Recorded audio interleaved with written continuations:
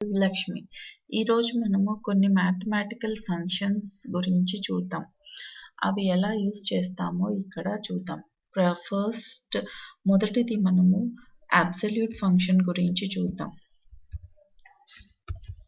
Okay, absolute function అనేది ఏం చేస్తుందంటే అబ్సల్యూట్ రిటర్న్స్ అది మనకి అబ్సల్యూట్ పాజిటివ్ వాల్యూనే రిటర్న్ చేస్తుంది.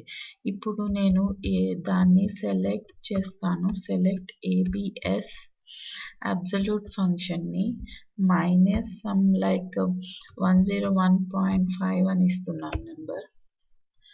ఇప్పుడు చూడండి, ఇది నేను ఇప్పుడు సెలెక్ట్ చేసి ఎగ్జిక్యూట్ చేస్తే మనకి పాజిటివ్ నెంబరే రిటర్న్ చేసింది. అబ్సల్యూట్ ఫంక్షన్ అనేది ఎప్పుడైనా మనకి పాజిటివ్ వాల్యూనే రిటర్న్ చేస్తుంది. మనకి అది నెగిటివ్ సింబల్ ఉన్నా కూడా అది రిటర్న్ చేయదు, ఓన్లీ పాజిటివ్ నెంబర్ని మట్టుకే. ఇప్పుడు చూడండి, నేను ఇప్పుడు సెలెక్ట్ చేసుకున్న సేమ్ అవుట్పుట్ వస్తుంది. అది అబ్సల్యూట్ ఫంక్షన్ యొక్క యూజ్. ఇంకోటి నెక్స్ట్ ఏంటంటే సీలింగ్ అనేది చూద్దాం. సీలింగ్ ఫంక్షన్ అనేది చూద్దాం. సీలింగ్ అనేది ఏం చేస్తుంది అంటే, సీలింగ్ ఫంక్షన్ అనేది మనకి ఇచ్చిన వాల్యూలోని smaller digit integer value greater వాల్యూని ఇస్తుంది. ఇప్పుడు నేను సెలెక్ట్ సీలింగ్ ఆఫ్ 15.2 అని ఇచ్చాను అనుకోని. ఇప్పుడు ఈ నెంబర్ని అది సీలింగ్ అంటే ఎలా చేస్తుందంటే, గ్రేటర్ వాల్యూని ఇప్పుడు 15.2ని రౌండ్ ఆఫ్ చేస్తే మనకి ఏమొస్తుంది, 16 లాగా వస్తుంది అనమాట. అంటే గ్రేటర్ వాల్యూని ఇస్తుంది.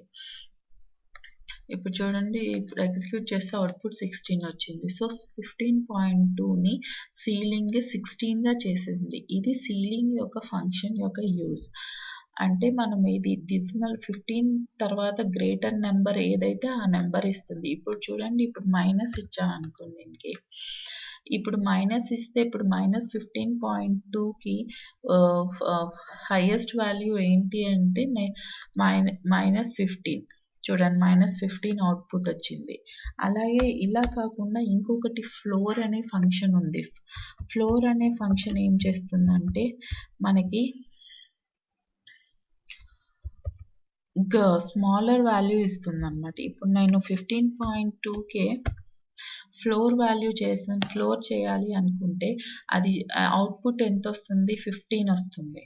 ఇప్పుడు చూడండి, సెలెక్ట్ ఫ్లోర్ 15.2 అంటే దానికి అవుట్పుట్ 15 అని వచ్చింది. అంటే దాని వాల్యూ ఫ్లోర్ అంటే తగ్గించేసింది. 15.2ని తగ్గించేస్తే 15 అయింది. సీలింగ్ అంటే ఏం చేస్తుంది, ఇంక్రీజ్ చేస్తుంది, అంటే హైయెస్ట్ వాల్యూని ఇస్తుంది. ఇప్పుడు చూడండి, ఇప్పుడు రెండింటిని కలిపి ఎగ్జిక్యూట్ చేస్తున్నాను. చూడండి, 15 సీలింగ్ అంటే ఏం చేసింది, హైయెస్ట్ వాల్యూ 15.2 తర్వాత హైయెస్ట్ వాల్యూ 16 ఇచ్చింది. ఫ్లోర్ అంటే లోయర్ వాల్యూ ఇచ్చింది. ఇది సీలింగ్ ఫ్లోర్ యొక్క ఫంక్షన్స్. నెక్స్ట్ మనం పవర్ యూజ్ చేస్తున్నాం. పవర్ ఎలా యూజ్ చేస్తామంటే సెలెక్ట్ పవర్, దాని తర్వాత మనం ఏమి ఇవ్వాలి, ఎక్స్ప్రెషన్ అంటే మనం దేని యొక్క వాల్యూ ఇస్తున్నామో మళ్ళా వచ్చి పవర్ ఫ్లోట్ అంటే ఎన్ని టైమ్స్ మనము అది పవర్ కావాలి అనుకున్నాం. 2 to the power of 3 అంటే మనకి ఎంత వస్తుందో అది వస్తుంది. చూడండి, అవుట్పుట్ 2 ఇచ్చాము ఎక్స్ప్రెషన్, ఎంత పవర్ ఇప్పుడు 2 to the power of 3 అంటే output 2 to the 4 to the 8 వస్తుంది output. 2 cube value is 8. Power అనే పవర్ ఫంక్షన్ అది అలా యూస్ చేస్తాం. అది ఏం రిటర్న్ చేస్తుందంటే returns the power value of the specified expression అనేది రిటర్న్ చేస్తుంది. నెక్స్ట్ ఫంక్షన్ వచ్చి స్క్వేర్ ఫంక్షన్. స్క్వేర్ ఫంక్షన్ ఏం చేస్తుందంటే మనకి ఏదైనా నెంబర్ యొక్క స్క్వేర్ వాల్యూ కావాలి అనుకుంటే ఇప్పుడు 9 యొక్క స్క్వేర్ కావాలి అనుకున్నాం అనుకోండి.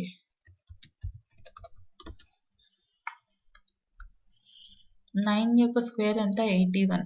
చూడండి 81 వాల్యూ అవుట్పుట్ వస్తుంది. స్క్వేర్ అంటే ఆ నెంబర్ యొక్క స్క్వేర్ వాల్యూ రిటర్న్ చేస్తుంది. అదే మనం స్క్వేర్ రూట్ కావాలనుకోండి ఏదైనా నెంబర్కి స్క్వేర్ రూట్ ఆఫ్ 81 అంటే మనకి ఎంత వస్తుంది 9 వస్తుంది. Square root of 81 is 9.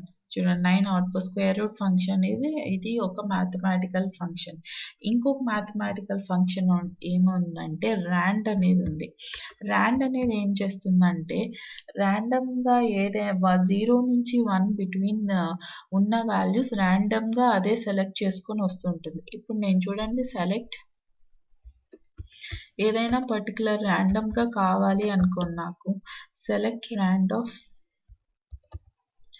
చూడండి ఇది సెలెక్ట్ చేశాను అనుకోండి ఏమొస్తుంది చూడండి 0 to 1 బిట్వీన్ ర్యాండమ్ వాల్యూ వస్తుంది. అదే దాన్ని నేను మళ్ళీ ఎగ్జిక్యూట్ చేశాను అనుకోండి నెంబర్ మారిపోతూ ఉంటుంది.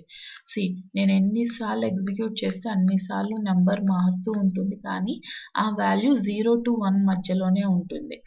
అదే మనం అలా కాదు నాకు స్పెసిఫిక్ ఒకే నెంబర్ కావాలి మారకుండా ర్యాండమ్ వాల్యూ అంటే మనం దాంట్లో 1 స్పెసిఫై చేస్తే ఇప్పుడు చూడండి అదే నెంబరే ఉంటుంది.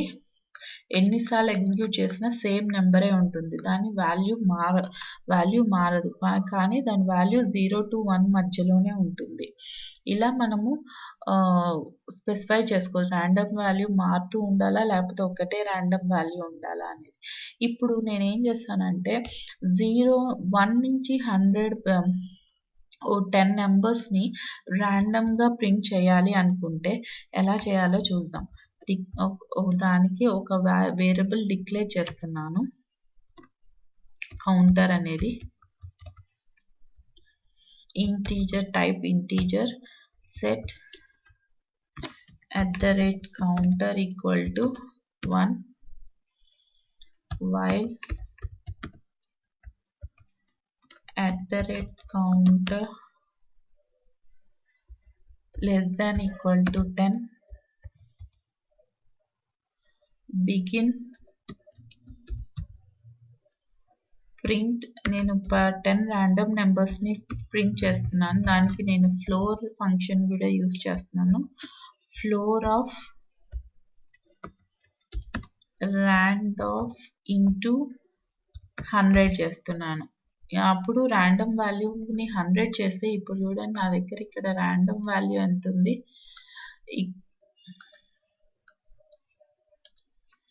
0.71 సంథింగ్ ఉంది కదా దీన్ని ఇంటూ 100 చేస్తే 71 పాయింట్ సంథింగ్ అది ఫ్లోర్ అయింది కనుక దాన్ని స్మాలెస్ట్ అంటే 71 వస్తుంది ఇక్కడ అవుట్పుట్. అది ఇప్పుడు చూడండి నేను ఇక్కడ దాన్ని ఒక్కటే ఎగ్జిక్యూట్ చేస్తే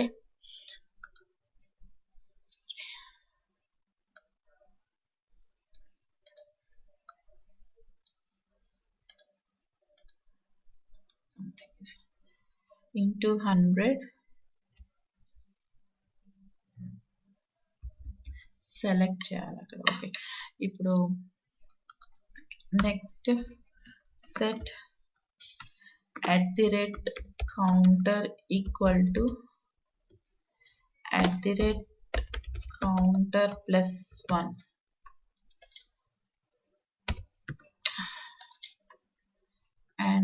and ఇప్పుడు ఇది ఏం చేస్తుందంటే అవుట్పుట్ మనకి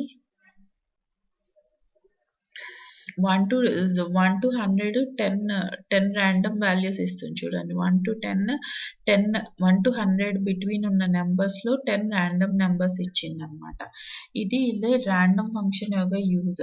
ర్యాండమ్ ఫంక్షన్కి మనము ఎందుకు యూజ్ చేస్తున్నామంటే ఎప్పుడైనా మనం ఒక ర్యాండమ్ వాల్యూని సెలెక్ట్ చేసుకోవాలి అనుకుంటే 0 to 1 కానీ like any other 10 random numbers కావాలి అనుకుంటే ఇలా యూజ్ చేసుకోవచ్చు.